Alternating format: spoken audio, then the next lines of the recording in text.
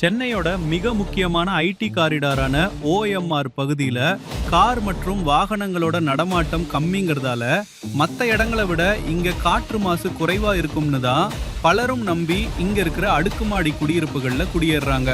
ஆனா அந்த நம்பிக்கையில மண்ணை அள்ளி போடுற மாதிரி நள்ளிரவு நேரங்கள்ல இங்க நடக்கிற சில சட்டவிரோத செயல்களால இந்த முழு பகுதியுமே ஒரு நச்சு வாயு கூடாரமா மாறிட்டு வருது. செங்கல்பட்டு மாவட்டத்தோட கட்டுப்பாட்டுல வர தாழம்பூர், ஒட்டியம்பாக்கம், சித்தலப்பாக்கம், பொன்மார் மற்றும் பொழிச்சலூரி போன்ற பஞ்சாயத்து பகுதிகள் தான் இப்போ இந்த பெரும் பாதிப்புக்குள்ளாகி இருக்கு. இங்க இருக்கிற மக்கள் என்ன சொல்றாங்கன்னா, தாழம்பூர்ல மக்கள் போராட்டம் நடத்தினதுக்கு அப்புறமா அங்க இருந்த குப்பை கிடங்க மாத்துனாங்க.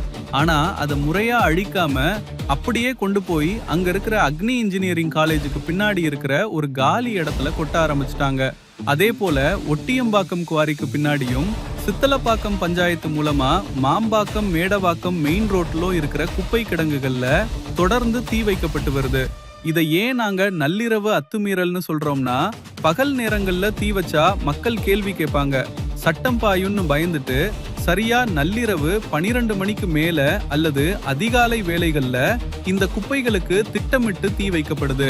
பொழிச்சலூர்ல இருக்கிற டாப்சி ஆர்ச்சிட் போன்ற பெரிய அடுக்குமாடி குடியிருப்புகள்ல வாழ்ற மக்கள் நள்ளிரவுல வர இந்த நச்சு புகையால மூச்சு திணறல் ஏற்பட்டு அலறி அடிச்சு எழுந்திருக்காங்க.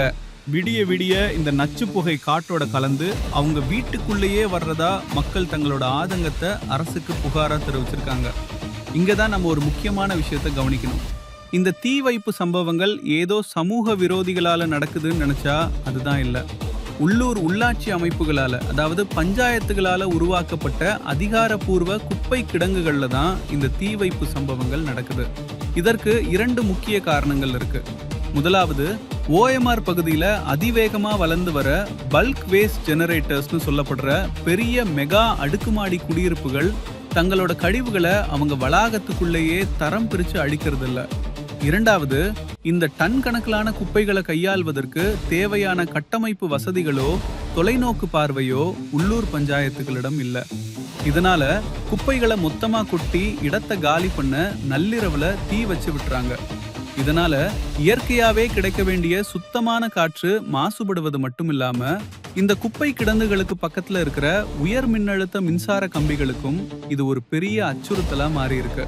குப்பையை கொட்டுறது, மக்கள் போராடுனா இடத்தை மாத்துறது, அப்புறம் நள்ளிரவுல தீ வச்சு எரிக்கிறது, இந்த அவல நிலைக்கு செங்கல்பட்டு மாவட்ட நிர்வாகமும் மாசு கட்டுப்பாட்டு வாரியமும் எப்போது முற்றுப்புள்ளி வைக்க போறாங்க?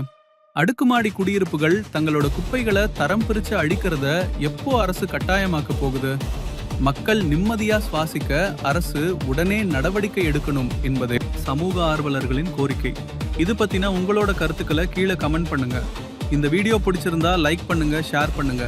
தொடர்ந்து இது போன்ற செய்திகளுக்கு நம்ம HKS வாய்ஸ் மீடியா சேனலை சப்ஸ்கிரைப் பண்ணுங்க. நன்றி, வணக்கம்.